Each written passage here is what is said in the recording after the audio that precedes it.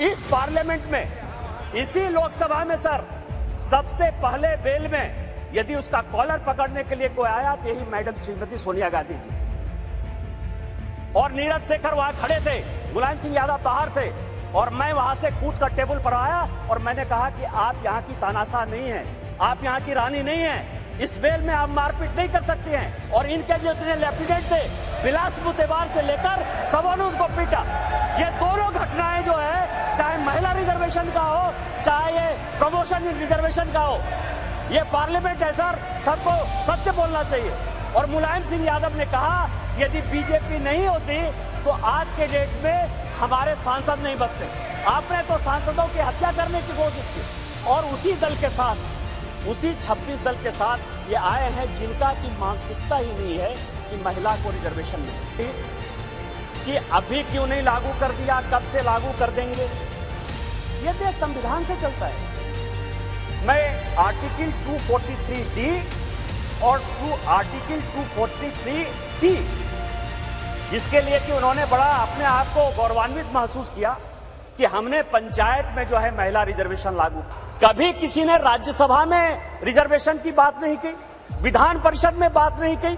आज भी राज्यसभा में शेड्यूल कास्ट और शेड्यूल ट्राइब को रिजर्वेशन नहीं है, विधान परिषद में शेड्यूल कास्ट शेड्यूल ट्राइब को रिजर्वेशन नहीं है। ये दोनों यदि नहीं रहती तो आज ये दिन भी देखने को नहीं मिलता। 33% यदि रिजर्वेशन लोकसभा और विधानसभा में यदि लागू होने वाला है, और माननीय प्रधानमंत्री जी लेकर आए हैं इन दो महिलाओं का, लेकिन सोनिया जी ने अपने पूरे भाषण में न गीता मुखर्जी का जिक्र किया, न सुषमा स्वराज का जिक्र किया। यह किस तरह की राजनीति है? अपना क्रेडिट लेना चाहती है कि हमारा बिल है। ये बिल आपका नहीं है, आप जो बिल लेकर आए वो गलत बिल है। और यदि इसके लिए किसी ने आंदोलन किया तो वो गीता मुखर्जी है, वो सुषमा स्वराज है। आपने ये नहीं बोलकर इस महिला बिल में भी राजनीति करने की कोशिश की।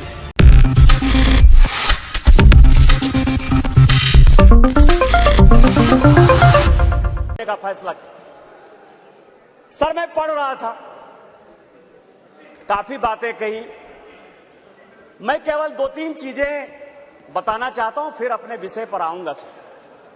यह देश इस संविधान से चलता है, और इसका आर्टिकल 82, मनीष तिवारी जी यहां बैठे हुए हैं, कल से लगातार वो संविधान संविधान संविधान की बात कर रहे हैं। अभी सोनिया जी ने भी बोलते हुए बातें कही कि अभी क्यों नहीं लागू कर दिया, कब से लागू कर देंगे? यह देश संविधान से चलता है। मैं आर्टिकल 243D और आर्टिकल 243T, जिसके लिए कि उन्होंने बड़ा अपने आप को गौरवान्वित महसूस किया कि हमने पंचायत में जो है महिला रिजर्वेशन लागू किया, बड़ा अच्छा किया। लेकिन यह आर्टिकल में 243D और 243T हमने तो नहीं दिया। आप दोनों को पढ़ लीजिए, 243D और T क्या पंचायत में किस तरह से रिजर्वेशन होगा और म्युनिसिपल कॉर्पोरेशन में किस तरह से रिजर्वेशन होगा। आपने उसके लिए कभी ओबीसी की बात तो नहीं की। यदि इस आर्टिकल में यदि आपने डाला होता ओबीसी की बात, तो आप जब करिए बहुत अच्छा। इतने वर्षों से आपको नहीं दिखाई दिया।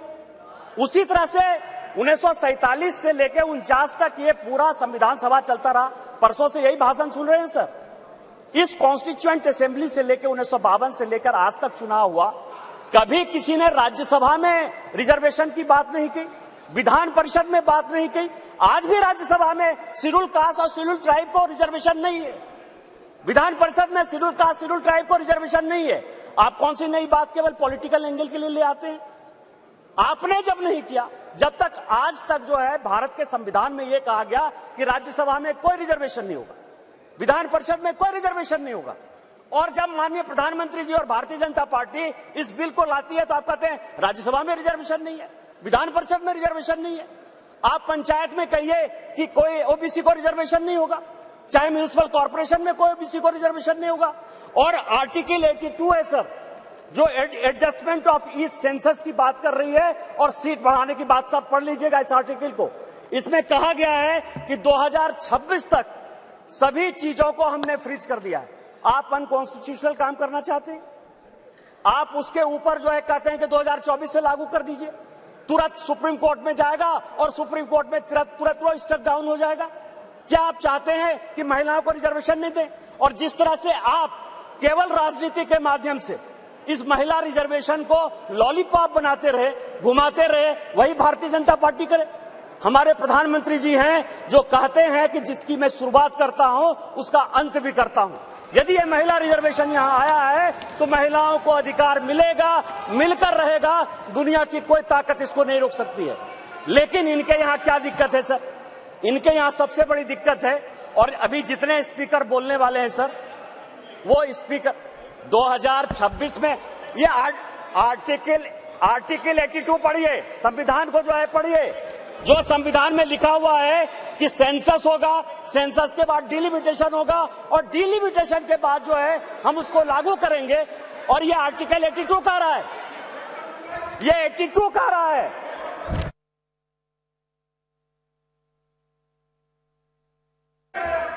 सर पूरे देश दुनिया में कोरोना के कारण लोग मरे, माननीय प्रधानमंत्री जी के कारण आज 140 करोड़ लोग बच गए। इस पार्लियामेंट को चलाने में आप जैसे लोगों को क्या समस्या हुई सर? लोकसभा, राज्यसभा, लॉबी, सभी जगह सांसद बैठकर कानून पास करते रहे। भाई मरता था तो भाई का लाश जलाने के लिए कोई नहीं जाता था, पिता मरते थे तो पिता का लाश जलाने के लिए बेटा नहीं जाता था। उस कोरोना से बचकर हम आए हैं 2 साल के बाद। आपका तो आपने क्यों नहीं कराया? आपने क्यों नहीं कराया? कितने लोग थे जो रोड पर घूम रहे थे? कितने लोग थे जो खाना खिला रहे थे? सारे जगह के ट्रेन बंद थे, सारे जगह की स्थितियां बंद थी। भागलपुर पूरा जो है भारत जो है किस तरह के विकट परिस्थिति में था सर? माननीय प्रधानमंत्री जी 140 करोड़ लोगों को बचा के लाए हैं, और सेंसस जो संवैधानिक चीज है उसको जब हम लागू करेंगे तो ये लागू होगा। आज आप कह रहे हो क्यों नहीं लागू किए? देश में फिर से ये गलत तरह का माहौल पैदा करने की कोशिश कर रहे हैं सर। 2020 और 21 के माहौल के बाद, कोरोना के बाद कैसे सेंसस लागू हो सकता था? कैसे सेंसस हो सकता था? और माननीय गृह मंत्री जी बैठे हैं, हमेशा कहते हैं कि मैं कोई गैर संवैधानिक काम नहीं करूंगा, कोई असंवैधानिक काम नहीं करूंगा। यदि सेंसस होना है तो उसका भी डेट घोषित होगा, सेंसस होगा, डिलिमिटेशन होगा और महिलाओं को रिजर्वेशन मिलेगा। यही तो इस बिल में है 334 से, जिसके बारे में कि माननीय कानून मंत्री जी कह रहे थे सर। लेकिन क्या समस्या है कि ये अपने जो 26 पार्टियों का एक जो गठबंधन बनाया है सर, इंडी अलायंस, उसके सारे नेताओं का मैं भाषण पढ़ रहा था। आज सोनिया जी जब बोल रही थी तो मुझे लग रहा था कि वो राजनीति से ऊपर उठकर बोलेंगी, क्योंकि वो अपोजिशन की आवाज थी। मैं उनका सम्मान करता हूं सर। इस महिला रिजर्वेशन के लिए जिन महिलाओं ने पार्लियामेंट के अंदर और पार्लियामेंट के बाहर सबसे ज्यादा आवाज उठाई, वो बंगाल की गीता मुखर्जी थी और भारतीय जनता पार्टी की सुषमा स्वराज थी। ये दोनों यदि नहीं रहती तो आज ये दिन भी देखने को नहीं मिलता। 33% यदि रिजर्वेशन लोकसभा और विधानसभा में यदि लागू होने वाला है और माननीय प्रधानमंत्री जी लेकर आए हैं इन 2 महिलाओं का, लेकिन सोनिया जी ने अपने पूरे भाषण में न गीता मुखर्जी का जिक्र किया, न सुषमा स्वराज का जिक्र किया। यह किस तरह की राजनीति है? अपना क्रेडिट लेना चाहती हैं कि हमारा बिल है। ये बिल आपका नहीं है। आप जो बिल लेकर आए वो गलत बिल है, और यदि इसके लिए किसी ने आंदोलन किया तो वो गीता मुखर्जी है, वो सुषमा स्वराज है। आपने ये नहीं बोलकर इस महिला बिल में भी राजनीति करने की कोशिश की, और आज का पूरा क्रेडिट जो जीता वो सिकंदर, जो गोल मारता है, यहाँ बंगाल के लोग बैठे हुए हैं, जो गोल मारता है उसी के नाम से गोल मारा जाता है। माननीय प्रधानमंत्री जी गोल मारने को तैयार हैं। ये भारतीय जनता पार्टी का बिल है और ये माननीय प्रधानमंत्री जी का बिल है, आपको ये मानना पड़ेगा। दूसरा सवाल है कि इनके जो अपोजिशन के लोग हैं सर, जो 26 पार्टियों का इंडी गठबंधन बना है, इसमें आप समझिए इनकी भावना कैसे है, महिलाओं के बारे में ये कैसा सोचते हैं। ये सोचते हैं, अब नहीं रहे, इसी सदन के सदस्य थे, राज्यसभा के भी सदस्य थे, इनके पार्टी के बड़े नेता थे अपोजिशन के, वो कहते हैं कि परकटी महिलाएं आ जाएंगी। क्या महिलाओं के लिए इस तरह की बातें होनी चाहिए? दूसरी बात जो है, ये दूसरे नेता जो है 2011 में मैं अध्यक्ष जी आपको दो कहानी बताना चाहता हूं और ये वर्षों से मेरे मन में था। इस पार्लियामेंट में 2 बार संजोग से मैं 2009 में सांसद बनकर आया। अनुराग ठाकुर जी से लेकर राजनाथ जी सबों के साथ काम करने का मौका मिला सर। 2011 और 2013 में 2 भयंकर घटना हुई इसी वेल में। 2011 में जब 2010 में ये बिल पास हो गया राज्यसभा में, और जब यहां 2011 में जिसको कि ये लागू नहीं करना चाहते थे बिल लेकर आए, और जब बिल इधर से इंट्रोड्यूस हो रहा था तो इन्हीं के सहयोगी दल के सांसदों को इसी कांग्रेस ने इसी वेल में पीटा सर। 2 बिल था, एक महिला रिजर्वेशन का 2011 में और 2013 में प्रमोशन इन रिजर्वेशन। और प्रमोशन इन रिजर्वेशन में मैं जब बात करूंगा तो ये पूरे के पूरे बेंच खड़े हो जाएंगे सर। यही वी नारायण स्वामी बिल को पेश कर रहे थे। समाजवादी पार्टी के यशवीर सिंह शेड्यूल कास्ट थे सर, ये कहते अधिकार की बात, शेड्यूल कास्ट शेड्यूल ट्राइब की बात करते हैं सर। यही यशवीर सिंह यहां पार्लियामेंट में उस तरफ से गए, वी नारायण स्वामी का उन्होंने बिल खींच लिया। इस पार्लियामेंट में इसी लोकसभा में सर सबसे पहले बिल में यदि उसका कॉलर पकड़ने के लिए कोई आया तो यही मैडम श्रीमती सोनिया गांधी जी थे सर।